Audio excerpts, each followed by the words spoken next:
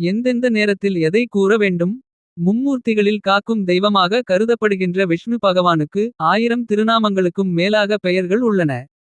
அதன் ஒவ்வொரு நாமங்களும் ஒவ்வொரு பலன்களை கொடுப்பதையடுத்து எந்தெந்த நாமங்களை எந்தெந்த நேரத்தில் கூற வேண்டும் என அறிந்திடுவோம்.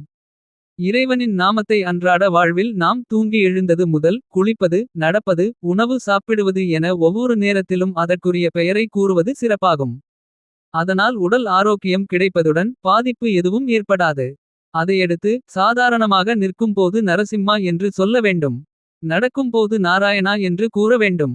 கட்டில் மேஜை தரை அல்லது நாற்காலி போன்றவற்றில் அமரும்போது அச்சுதா என்று கூறுவது நல்லது.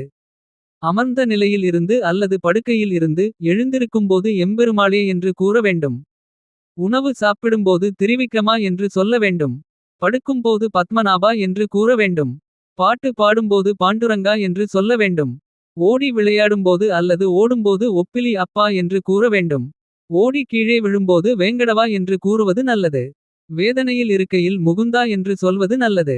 தாங்க முடியாத துயரத்தில் அழும்போது ஆபத்பாந்தவா என்று கூறுவது நல்லது. துன்பம் வரும்போது கஜேந்திரா என்று கூறுவது நல்லது. எதிரிகளால் ஆபத்து வரும்போது மாதவா என்று கூறுவது நல்லது. உயரமான இடத்தில் இருந்து கீழே குதிக்கும்போது கோவிந்தா என்று கூறுவது நல்லது. உறவினர்கள் சக அலுவலர்கள் நண்பர்களால் மனதளவில் பாதிப்பு ஏற்படும்போது வாசுதேவா என்று சொல்ல வேண்டும். ஆடி பாடி மகிழ்ச்சியில் இருக்கும்போது ஆதிகேசவா என்று கூறுவது சிறந்தது. எதிரிகளிடம் மோதவேண்டிய சமயத்தில் சரணாகதவச்சலா என்று கூறுவது சிறந்தது. நன்றாக இருக்கும்போதே மரணத்தை சந்தித்தாலும் கேசவா என்று எண்ணியபடியே இருப்பது நல்லது. அதனால் எப்போதும் இறை நாமத்தை கூறியபடியே இருப்பது நல்லது.